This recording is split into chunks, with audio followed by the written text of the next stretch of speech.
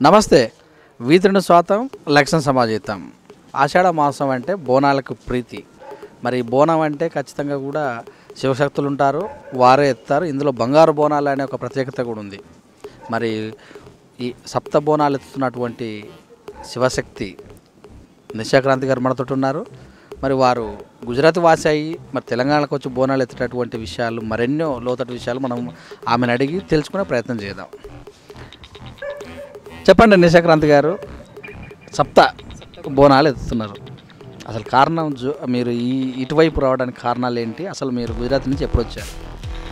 ముందు అందరికీ నమస్తే అండి. అందరికీ ఆషాఢ మాసాల బోనాల శుభాకాంక్షలు తెలుపుకుంటున్నాను. తెలంగాణ ప్రజలందరికీ మరొకసారి బోనాల శుభాకాంక్షలు. గుజరాత్ నుంచి తాతయ్య వాళ్ళు వచ్చారు, సెటిల్ అయిపోయారు. నాకు చిన్నప్పటి నుంచి అమ్మవారు రావడము, స్కూల్ ఉన్నప్పటి నుంచి అమ్మవారు ఒంటి మీద రావడము అలా జరుగుతూ బోనం ఎత్తుకోవడం. శ్రీ పార్వతీ జడల రామలింగేశ్వర స్వామి చెరువుగట్ట దేవస్థానంలో ఫస్ట్ బోనం ఎత్తుకున్నానండి. అక్కడి నుంచి స్టార్ట్ చేస్తే సిటీ వరకు వచ్చింది. గుజరాత్ నుంచి మీ తాత వాళ్ళు వచ్చారనమాట ఇక్కడికి. అటువైపు ఈ సంప్రదాయం ఏమైనా ఉందా? అసలు మాకు ఈ ఎల్లమ్మ, పోషమ్మ అసలు ఇలాంటి అమ్మవార్ల గురించి ఎవరికి తెలియదు అక్కడ. లేదు, మాకు ఈ అమ్మవారు అనేది లేదు. ఆమె కోరి నచ్చి వచ్చింది నా ఒంట్లోకి అమ్మవారు. మాకు ఎల్లమ్మ అలాంటిది లేదు, కోరి వచ్చింది, మేము ఇంట్లో నిలుపుకున్నాం అమ్మవారిని. మీ పేరెంట్స్ మరి ఎక్కువ ఏ దేవుని పూజిస్తుంటారు? అంటే మీకు స్పెషల్గా ఈ అవకాశం? మా కులదేవత చాముండా దేవి అని ఉందండి. గుజరాత్ రాష్ట్రంలో చోటిలా అనే ఒక గ్రామంలో కొండ మీద చాముండా దేవి అని ఇద్దరు అక్క చెల్లెలు ఉంటారు. ఆమె మా కులదేవత అండి. నమ్ముకుని ఉంటాం అమ్మవారిని. మీ ఫోర్ ఫాదర్స్ ఎవరికన్నా ఇలాంటి పూనకం అంటే దేవుళ్ళు వచ్చేటటువంటి ఏమన్నా? ఫోర్ ఫాదర్స్ కంటే మా తాతయ్య వాళ్ళ బ్రదర్ అంటే మా ఇంకో తాతయ్యకి ఆంజనేయ స్వామి వచ్చేటోడు. ఒంట్లో ఆంజనేయ స్వామి దైవము, పూనకం వచ్చేది, ఆంజనేయ స్వామి వచ్చేది. ఓకే ఓకే, ఆంజనేయ స్వామి నుంచి మీరు మాతకు కన్వర్ట్ అయ్యారు మీరు. ఓకే, మీకు పూనకం అనేది తెలంగాణ రాష్ట్రంకి వచ్చినాకనేనా? తెలంగాణ రాష్ట్రంకి వచ్చినాకనే. నాకు మా కులదేవత అమ్మవారు కొద్దిగా పూజ భక్తి ఎక్కువ ఉండేది. తెలంగాణ రాష్ట్రం వచ్చినాక ఈ శ్రీ రేణుక ఎల్లమ్మ అనే అమ్మవారు నా ఒంటి మీదకి వచ్చింది. తర్వాత మా గుజరాత్కి వెళ్ళాక మా కులదేవత కూడా నా ఒంటి మీదకి రావడం జరిగింది. ఓకే, మీకు ఎప్పుడు ఏ టైంలో అంటే ఎంత ఉండదు, అప్పుడు మీకు వయసు ఎంత ఉన్నది, ఏం చదువుతున్నారు ఆ రోజుల్లో? నాకు 5th క్లాస్ ఉన్నప్పటి నుంచే అమ్మవారు ఒంటి మీదకి రావడం జరిగింది. నేను 9th వరకే చదువుకున్నాను. నాకు 5th క్లాస్ నుంచి అమ్మవారు ఒంటి మీద రావడం జరిగింది. అప్పుడు మీరు బోనాలు చూసేవాళ్ళ అప్పుడు, లేకపోతే ఈ శివశక్తుల యొక్క నాట్యాలు? బోనాలు మా ఊర్లో చేసేటోళ్ళు చూసేదాన్ని, భయపడేదాన్ని. ఆ బోనాలు, పోతరాజులు, ఆ డప్పులు అన్నీ ఎంత భయం పడుకుంటా లోనికి వెళ్ళినా కానీ అమ్మవారు ఒంటి మీదకి రాగానే వెళ్ళిపోయేదన్న సందడిలో ఆ బోనం. ఫస్ట్ అంటే మీరు బోనాలు చూడగా ఈ యొక్క ఇటువైపు మళ్ళారా, లేకపోతే మొదటిసారే మీకు ఇటువైపు? అంటే యాక్చువల్లీ నాకు అమ్మవారు వస్తుంది. నేను చెరుగట్టలో మా ఇంటి పక్కన ఆంటీ బోనం ఎత్తుకుంది. ఫస్ట్ బోనం నేను ఆమె బోనమే అక్కడ ఎత్తుకున్నాను. ఆ బోనం ఎత్తుకున్నాకనే నాకు నెత్తి మీద నిలవడం కానీ బోనాలు ఆడడం కానీ తెలిసింది. అంటే జనరల్గా ఏమంటారు, ఇదంతా హెలోజేషన్, మన ముందు వాళ్ళు ఎగులాడుతుంటే మనకు అది పూనకం రావటం అనేది అన్నట్టు అంటుంటారు కదా. అంటే ఎవరైతే ఉంటారో వాళ్ళు, అది నిజమేనా, లేకపోతే మీకు నిజంగా కూడా మొదటి నుంచి మీకు ఇలా జరిగింది? అమ్మవారు అట్లేం లేదండి, అది తెలియని పబ్లిక్ అలా చెప్తుంటారు. కానీ అమ్మవారు రావడము అక్కడి నుంచి ఇంత వరకు వచ్చింది, అమ్మవారు రావడం వల్లే కానీ ఇంత పైకి వచ్చింది కూడా. మరి మీ ఇంట్లో వాళ్ళు అప్పుడు ఏమనలేదా? ఇంట్లో వాళ్ళు మనకు లేదు అమ్మవారు ఇలాంటిది వద్దు అని చెప్పి చాలా టెంపుల్స్కి తిప్పి, ఈ తెలంగాణలో కట్లు వేయడం అలాంటివి జరుగుతుంటాయి శివసత్తులల్లా, అలాంటివి కూడా చేశారు. కానీ సాక్షాత్తు జగదాంబిక అమ్మవారు నిజంగా ఉంది కాబట్టి నా ఒంటి మీదకి వచ్చి ఇంత పైకి వచ్చానండి. మీ మామగారు కొట్టారు, మీరు ఇంటి నుంచి పారిపోయారు, ఇవన్నీ ఎలా జరిగినాయి, ఎందుకు జరగాల్సిన అంశాలు ఇవి? ఎలా జరిగినాయంటే యాక్చువల్లీ బాబాయ్ హెడ్ కానిస్టేబుల్ నార్కెట్పల్లిలో చెరుగట్టు పక్కకే అది.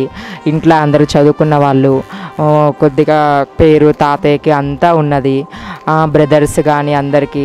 కాబట్టి అందరూ కొడితే వింటారు చిన్నప్పుడు ఎట్లా అని చెప్పి అలా కొట్టేటోళ్ళు అనమాట. పూజలు చేయొద్దు, అవి చేయొద్దు, మన కులదేవత ఈమెనే పూజించాలి, నువ్వేమో ఎల్లమ్మ వస్తుంది అది ఏది అంటున్నావు, మనకు లేదు అది ఇది అని చెప్పి. తర్వాత చిన్నగా వాళ్ళు కూడా తెలుసుకున్నారు. తెలియదు కాబట్టి ఎవరైనా కొడతారు, తిడతారు. తెలిసినాక వాళ్ళు కూడా ఏమనలేదు. అంటే ఎన్ని రోజులు పట్టింది, ఎంత సమయం పట్టింది తెలుసుకునేసరికి? ఒక 3.5 years పట్టింది. బాగా హింసించే వాళ్ళ బాగా? చాలా అండి, చాలా. హింసించడం అంటే అట్లా టార్చర్ కాదు. స్కూల్కి వెళ్ళాలి, నాకు అమ్మవార్ల మీద ఇంట్రెస్ట్ అంతా. ఎప్పుడు పడితే అప్పుడు, ఎక్కడ పడితే అక్కడ. ఇక్కడ డోల్స్ అప్పుడు వినిపించినా, ఎక్కడ ఇచ్చినా, అవునవును, ఎక్కడ వినిపించినా వెళ్ళిపోయేదాన్ని. అసలు అక్కడ మనకు పక్క వీధిలో సపోర్ట్ వస్తుంది, ఈ వీధుల నుంచి వెళ్ళిపోయేదాన్ని. అంటే జనరల్గా నేను క్యాజువల్గా ఏంటంటే కొంతమంది డీజే పెడితే ఎగురులాడుతుంటారు, కొంతమంది ఏదో బ్యాండ్ పెడితే ఎగురులాడుతుంటారు. మరి ఇలాంటి పూనకాలు కూడా అలాగనే జరుగుతున్నాయి, అలా చేసిన అంటుంటారు. లేదండి, తప్పు ఇది, అలాంటిది ఏం లేదు. డోల్ వాద్యానికే అమ్మవారు అనేది వస్తుంది, డీజే అలాంటిది ఏం లేదు. కొలువు లాంటిది ఏమైనా చెప్తుంటారా మరి? నేను కొలుపు అలాంటిది ఏం లేదండి. చిన్నప్పుడు చెప్పాను నేను, తర్వాత నేను చెప్పలేదండి. కేవలం ఓన్లీ ఈ బోనాలేనా లేకపోతే ఏమైనా? అమ్మవారి బోనాలు చేస్తుంటాను, గుడి పండగలు చేస్తుంటాను, అమ్మవారి ప్రతిష్టాపనలు చేస్తుంటాను, ఇంట్లో హోమాలు అవన్నీ చేస్తుంటాను. ఎప్పుడెప్పుడు మెయిన్గా?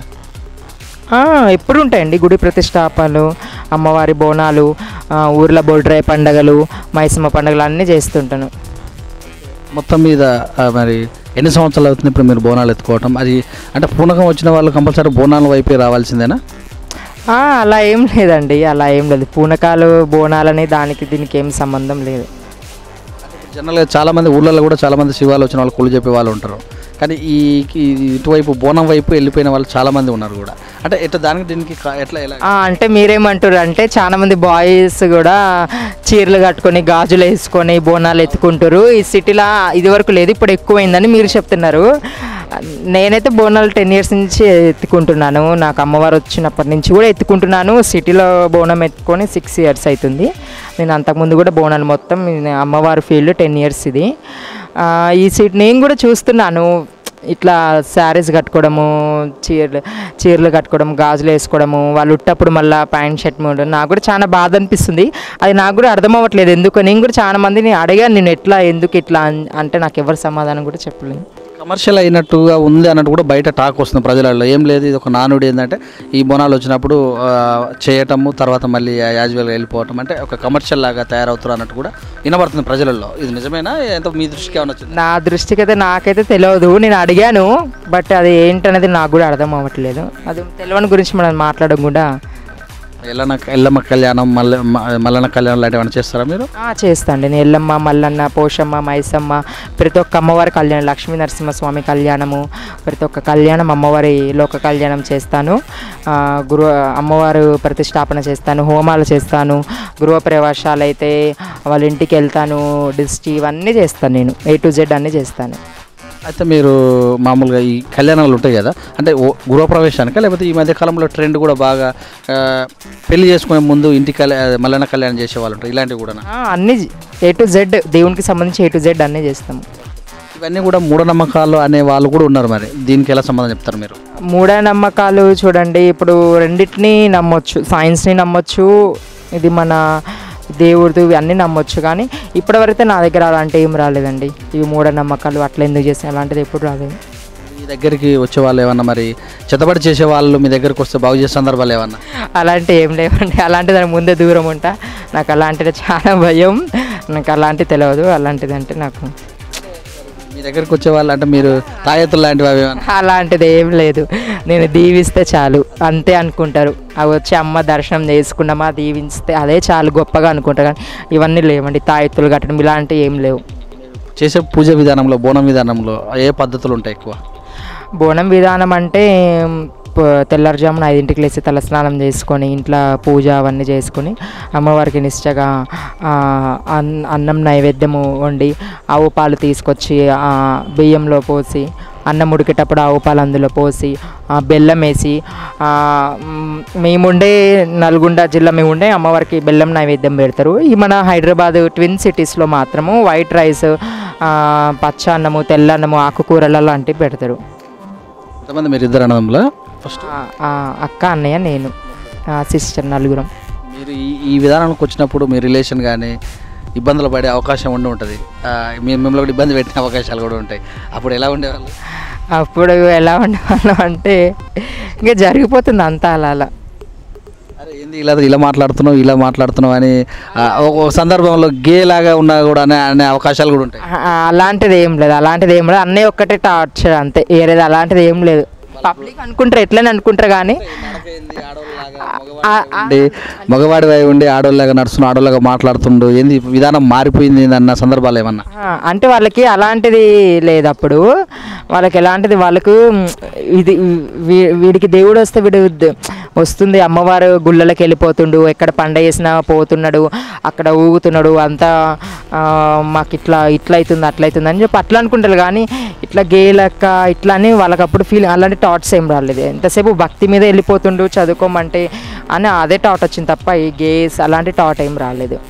ఎక్కడ కామెంట్ ఇప్పటివరకు నాకు ఎక్కడ అలాంటి కామెంట్ రాలేదు. ఎంతసేపు భక్తిలో వెళ్ళిపోతున్నా అని చెప్పి అదొక బాధ తప్ప వాళ్ళకి అలాంటిది ఏమీ అనిపించలేదు. మీ గురువు గారు ఎవరన్నా మీ విద్యలు నేర్పేటందుకు? విద్యలు అంటే ఏం లేదు, గురువుగారు బోనం ఎత్తుకున్నప్పుడు ఎలా నిష్టగా ఉండాలి ఏంటి, ఎవరికంటే ఇప్పుడు పుట్టిన పాపకు కూడా ఏం తెలియదు, తల్లి నేర్పించుకుంటే ఎలా వస్తుందో మా గురువుగారు కూడా అలాంటి నాకు ప్రతిదీ నేర్పించుకుంటూనే వచ్చారు. బోనం ఎలా ఎత్తుకోవాలి, ఎలా ఉండాలి, ఎలా నిష్టగా ఉండాలి, బయటికి వెళ్తే పబ్లిక్ ఉన్నప్పుడు ఎలా మాట్లాడాలి, వేరే వాళ్ళు ఉన్నప్పుడు ఎలా మాట్లాడాలి అనేది ప్రతిదీ నేర్పించుకుంటూ వచ్చారు. మీ అన్న అంటారు, మీ అక్క అంటారు, మరి వాళ్ళకి పెళ్లి సందర్భాల్లో ఏదన్నా మీ మీద కామెంట్స్ ఏమన్నా? కామెంట్స్ అంటే అక్క అన్నయ్య పెళ్ళిళ్ళకి వెళ్ళినప్పుడు ఈ అమ్మాయి ఎవరు, పెళ్ళి చేద్దాం సంబంధం చూద్దాం అలాంటివి వచ్చినాయి చాలా. చేద్దాం అని ఎవరికి తెలియదు. నేను ఇట్లా చాలా మందికి తెలుసుకున్న వాళ్ళే తెలుసుకొని సైలెంట్గా ఉంటారు. తెలియని వాళ్ళు చాలా మంది ఈ అమ్మాయికి పెళ్ళి చేద్దాము, ఎవరి కూతురు ఈ అమ్మాయి అని చెప్పి అలాంటివి చాలా వచ్చినాయి ఫంక్షన్స్లో. నేనేమంటానంటే వాళ్ళకి పిల్లని ఇవ్వడం కానీ లేకపోతే మీ అక్క అంటే బావ, అన్న అంటే వదిన, వాళ్ళు ఇచ్చే సందర్భంలో మీ గురించి తెలిసి ఏంది ఇట్లా ఊరు ఇలాగ అవుతారేమో మళ్ళీ ఫోర్ ఫాదర్స్ అన్న సందర్భాలు ఏమన్నా? లేదు అలాంటిది ఏం లేదు. మీ అందరు కలిసే ఉంటున్నారా? అందరం కలిసే ఉంటాము. సపరేట్ రూమ్ ఏమన్నా మీ ఇంట్లో లేకపోతే అందరు? లేదు అందరం కలిసే ఉంటాం. మీరు జనాల్లోకి వెళ్ళినప్పుడు ఆదరణ ఎలా ఉంది మరి ఇప్పుడు? ఎలా ఉంది ఏం లేదు, ఎక్కడ పోయి నమస్తే అమ్మ మాట్లాడతారు, మంచి రెస్పెక్ట్ బాగుంది. అప్పుడు చీదరించిన వాళ్ళే ఇప్పుడు అంత భక్తుల్లాగా చీదరించాలంటే బయట ఎవరు లేదు, ఒక ఫ్యామిలీ ఒక్కటే, ఎవరు లేరు. ఒక ఫ్యామిలీ ఒక్కటే చిన్నప్పుడు కొద్దిగా ఇబ్బంది పెట్టింది. ఎవరికైనా బాధే కదా, ఎవరి పిల్లోడు ఇట్లా ఉండదు. ఎందుకంటే యాక్చువల్ అందరు ఇంట్లో చదువుకున్న వాళ్ళు, దాన్ని బట్టి అందరూ అంతకంటే ఎక్కువ పేరు వచ్చినట్టుంది కదా ఇప్పుడు. పేరు వచ్చింది అంతకన్నా ఎక్కువ, అంతా అమ్మవారి దయ. ఇంట్లో కూడా చాలా సపోర్ట్ చేస్తున్నారు ఇప్పుడు. అట్లే ఎక్కడెక్కడ వెళ్తుంటావు, ఏ ప్లేస్కి వెళ్తుంటావు? ఖాళీ టైంలోనా మీరు అర్థం మామూలు టెంపుల్స్? నేను అవుట్ ఆఫ్ స్టేట్ చాలా టెంపుల్స్కి వెళ్తూ ఉంటాను. మన తెలంగాణలో ఉన్నట్టు మల్లన్న టెంపుల్స్ వెళ్తుంటారు ఎక్కువగా? కొమరెల్లి మల్లన్న టెంపుల్కి వెళ్తుంటా. మంత్లో ఒక 2 times డెఫినెట్లీ ఆ టెంపుల్కి. అక్కడ ఉత్సవాలు బాగా జరుగుతాయి కదా, అక్కడ మీరు బోనం చేస్తా. సంక్రాంతికి సట్టెడ వారాలు, మల్లన్న స్వామికి పూజలు ఘనంగా జరుగుతాయి. మల్లన్న స్వామి బోనాలు అన్నీ మంచిగా చేస్తాం. సప్తబోనాలు ఎత్తారంటారు కదా, ఎన్ని సంవత్సరాల నుంచి ఎత్తుతున్నారు మీరు? సప్తబోనాలు అంటే లాస్ట్ టైం కాల్ వచ్చింది, గాజులు అని చేశారు వాళ్ళ తరపు నుంచి. యాక్చువల్ అది పవన్ పోతరాజు అనే వ్యక్తి ద్వారా నుంచి కాల్ అటు నుంచి వెళ్ళి నాకు టెంపుల్ నుంచి కాల్ వచ్చింది. బంగారు బోనం ఎత్తుకున్నాను, చాలా సంతోషంగా భావించాను. అసలు అదృష్టం ఇలాంటి జన్మ మళ్ళీ ఎప్పటికీ రాదని అనుకున్నాను. ఒకటే సంవత్సరం అనుకున్నాను కానీ నెక్స్ట్ ఇయర్ కూడా రావడం ఇంకా చాలా సంతోషంగా అనిపిస్తుంది. సప్త బోనాలు అంటే 7 బోనాలు అమ్మవారికి. మన ఈ ట్విన్ సిటీస్లో మెయిన్ టెంపుల్స్ 7 ఉన్నాయి. గోల్కొండ జగదాంబిక, సికింద్రాబాద్ ఉజ్జయిని మహంకాళి టెంపుల్, అండ్ జూబ్లీహిల్స్ పెద్దమ్మ టెంపుల్, ఇంకొకటి మన లాల్ దర్వాజా, ఇంకో బల్కంపేట రేణుకెళ్ళమ్మ టెంపుల్స్ అనేది సప్తబోనాలు చేస్తుంటాం. ఎన్ని సంవత్సరాల నుంచి వస్తారు ఈ సప్తబోనాలు? ఇది 2nd year అండి ఎత్తడం సప్తబోనాలు. మన ఆంధ్ర రాష్ట్రంలో కూడా బెజవాడ కనకదుర్గమ్మకు కూడా ఈ సప్తబోనం సమర్పించుకున్నాం. మీ ట్రూప్ ఎంతమంది ఉంటారు? ఎక్కడికైనా వెళ్ళాలంటే ఎవరైనా మిమ్మల్ని పిలవాలంటే? మొన్న లాస్ట్ ఇయర్ వరకు మా గురువు గారు ఉండేను. 2 years నుంచి మా పిన్ని ఉంటుంది నా ఇమ్మటి. నేను మా పిన్ని ఎక్కడ బోనం ఉన్నా, ఈ ప్రోగ్రామ్ ఉన్నా ఇద్దరం హాజరవుతాం. ఇద్దరు వస్తుంటే మిగతా వాళ్ళు డోలు ఇవన్నీ కూడా వాళ్ళేనా? డోలు ఇవన్నీ కూడా వాళ్ళే. మీకు అంటే మీరు ఒక బ్రాండ్ ఏం లేదా మీకు అంటే మీరు పిలిస్తే బోనాలు కానీ ఎత్తడం కానీ అంటే మీ చుట్టుపక్కల ఉన్న జనాలు కానీ పోతురాజులు కానీ బ్యాండ్ అంతా ఏం కదా వాళ్ళ మీ మీ మీ కమిటీ ఏం లేదు ఇలాగ ఉంటాయి డోలు నా మనుషులు ఉంటారు కానీ వాళ్ళని బట్టి అమ్మ మా దగ్గర ఉన్నారంటే వాళ్ళది లేదంటే నాది. సప్తబోనాలు చేశారు కదా మరి ఇప్పుడు దాదాపుగా ఇళ్ళకు కూడా చెప్తున్నారు కదా మరి ఇళ్ళకు చెప్పేటప్పుడు అన్ని కళ్యాణాలలో ఎలా మెమరైజ్ చేశారు అంటే ప్రతి కళ్యాణాన్ని కూడా ఇంతసేపు చదవాలి కదా అంటే ఎక్కడ నేర్చుకున్నారు ఎన్ని రోజులు పట్టింది అంటే చదవాలంటే నాకు అర్థం కాలేదు దేని గురించి కళ్యాణం జరిగేటప్పుడు డోలు కొట్టేటప్పుడు కథ చెప్తారు కదా అది ఒగ్గోళ్ళే చెప్తారు కథ అంతా మేము సాంగ్స్ వాడతాం టోటల్ సాంగ్స్ మీరు అంటే కళ్యాణం జరిపించేటప్పుడు మాత్రమే కళ్యాణం జరిపించేటప్పుడు మా ఒగ్గు బృందం వాళ్ళు అందులో అయ్యగారు ఉంటాడు ఆయనే మంత్రాలు చదువుతాడు కళ్యాణం చేస్తాడు మేమేందంటే బోనం ఎత్తుకోవడం పటం దొక్కియడము ఇంట్లో అమ్మవారు వచ్చి చెప్పడం అలాంటివి చేస్తాం. ఇప్పుడు మీ అంటే మీ పిన్ని వస్తుందని చెప్తున్నారు కదా మరి అమ్మ నాన్న తమ్ముడు అక్క చెల్లె వీళ్ళంతా అంటే అమ్మ అన్నయ్య అందరు ఇంట్లో ఉంటారు. అమ్మకి ఏంటంటే మా గుజరాత్ రాష్ట్రంలో చనిపోయిన వాళ్ళు కూడా ఒంట్లోకి వస్తారు సిక్కుతారని చెప్తారు దాన్ని. చనిపోయిన వాళ్ళు ఒక దేవుడు చనిపోయిన వాళ్ళు పైకి వెళ్తే దేవుడితో సమానం కదా వాళ్ళు ఒక దేవుడిని లెక్క కూర్చోబెడతాం మేము. మా మదర్కి మా ఇంకో పిన్ని ఉంది ఆమె ఒంట్లోకి వస్తుంటుంది అనమాట. ఆమెకి డోలు వాద్యాలు వింటే ఆమె కూడా వచ్చేస్తుంది అందుకే ఆమెను తీసుకొని రాను ఇక్కడికి. రెండవది చిన్న జనాల్లో ఉన్నటువంటి సమస్య ఎంతసేపు అమ్మవార్లు జెంట్స్కి వచ్చి ఇట్లా కన్వర్ట్ కావాల్సిందేనా మరి లేడీస్కి ఎందుకు అంత జెంట్స్కి వచ్చి కన్వర్ట్ కావడం అంటే అమ్మవారు మేము వచ్చినాక మా శివసత్తులకి నేను ఒక స్త్రీని రేణుకెళ్ళమ్మడు ఒక స్త్రీని నేను వస్తున్నా ఒంట్లోకి కాబట్టి నేను వచ్చినప్పుడు నువ్వు నా అవతారం ఎత్తుకొని నువ్వు ఉండు ప్రజలకి దీవించు. నా అవతారం అంటే నా ముక్కుపోగు నా గవ దర్శనాలు నా చీర అలాంటిది కట్టుకొని నా రైక అలాంటిది దొట్టుకొని అమ్మవారి నీ దగ్గరకు వచ్చినప్పుడు నువ్వు వాళ్ళకి నా రూపంలోనే దర్శనం ఇవ్వాలని చెప్పి మాతో చెప్తుంది. ఇప్పుడు ఇంట్లో ఏమంటారు మగ మనిషికి చీర మేము ఎట్లా కట్టిస్తామమ్మా అని అట్లా. జనరల్గా లేడీస్ కూడా చాలామంది ఉంటారు అమ్మవారిని కొలిచే వాళ్ళు కూడా వాళ్ళకు వచ్చిన సందర్భాలు చాలా తక్కువ కుక్క కోలలు కూడా చూడొచ్చు అక్కడక్కడ చూడొచ్చు. అంటే ఇప్పుడు లేడీస్కి ఎందుకంటే చాలా మందికి వచ్చిన వాళ్ళకి మంత్లీ కొద్దిగా డిస్టర్బెన్స్ ఉంటుంది కదా అట్లా అని చెప్పి వాళ్ళు దూరం పెట్టుకుంటారు వచ్చిన అంతే. అమ్మవారే అమ్మవారు ఆమె లేడీస్ మరి ఈ లేడీస్ దూరం పెట్టడం అంటే ఇంట్లో వాళ్ళకి ఫ్యామిలీ పిల్లలు వాళ్ళు 24 గంటలు ఒంటి మీద అమ్మవారితో ఉండలేరు కదా ప్రతి వారము. అది కాకుండా వాళ్ళకు మంత్లీ వాళ్ళకి ప్రాబ్లమ్స్ ఉంటాయి కదా అట్లా అని చెప్పి వాళ్ళు ప్రతిదీ ఇంట్లో అత్త మామల అదే చెప్పి దూరం పెట్టుకుంటారు. క్రాంతికి ముందు నిషా ఎప్పుడు జాయిన్ అయిందంటే యాక్చువల్లీ క్రాంతి నా పేరు అమ్మ నాన్న పెట్టిన పేరు నేను క్రాంతి అలానే పెట్టుకున్నాను. నేనేం చేంజ్ చేసుకోలేదు. నిషా ఎట్లా పెట్టుకోవాలంటే నార్మల్గా మనకు ఫేస్బుక్ అకౌంట్ ఇలాంటిది క్రియేట్ చేశారు మా ఫ్రెండ్స్.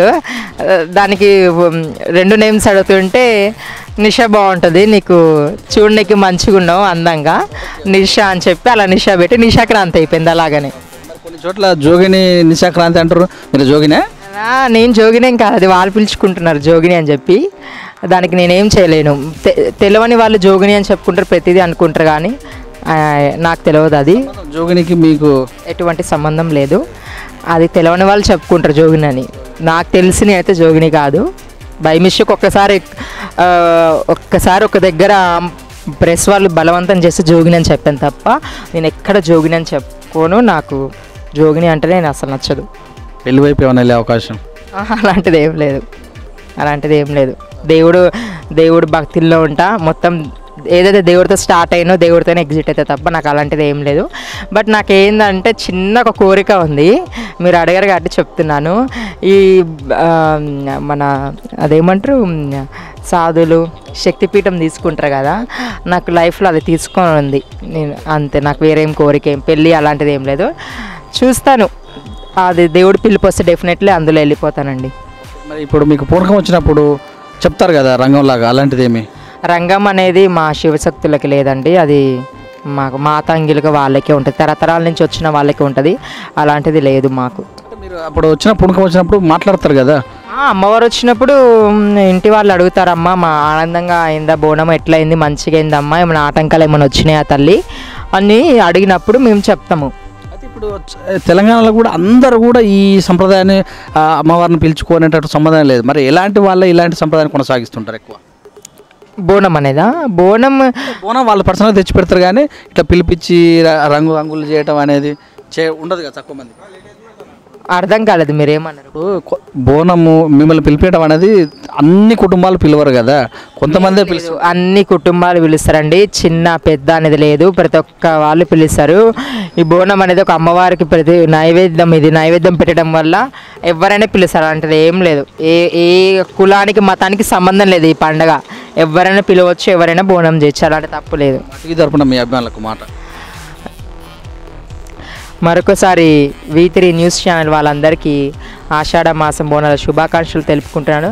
తెలంగాణ రాష్ట్రం మరి ఆంధ్ర రాష్ట్రం కూడా సుభిక్షంగా ఉండాలని చెప్పి ఈ సంవత్సరం అసలే వర్షాలు లేవు, అమ్మవారు కనకరించి వర్షాలు బాగా కురిపించి పంటలు బాగా పండాలని కోరుకుంటున్నాము. ఈ వర్షం పడి పంటలు పండితేనే మనకు ఏమైనా వెళ్తుంది, మనం అమ్మవారికి ఏమైనా పెడతాము. ఆ పంటలు లేకనే, ఆ వర్షాలు లేక పంటలు పండగ చాలా బాధపడుతున్నాము. వర్షాలు బాగా కురవాలని చెప్పి కోరుకుంటున్నాను. అలాగే ప్రజలందరూ సుభిక్షంగా ఉండి, అలాగే వికలాంగులు కూడా ఎవరైతే మన కాలు కన్ను బారిన వాళ్ళు కూడా చాలా బాధపడుతున్నారు. నేను చాలా డైలీ చూస్తున్నాను. వాళ్ళందరూ కూడా మంచిగా ఉండాలి. నా దీవెనార్థులు ఎప్పుడు ఎల్లకాలం ఉంటాయని కోరుకుంటున్నాను. వన్స్ అగైన్ బోనాల శుభాకాంక్షలు అందరికీ. Thank you very much. ఇదండి, మరి చూశారు కదా నిషా క్రాంతి చెప్పినటువంటి బోనం విషయాలు. మరొక అంశంతో మరొక వారం కలుసుకుని అంతవరకు చూస్తున్నాడు కెమెరామెన్ నవీన్తో మీ సురేష్ దండవ్.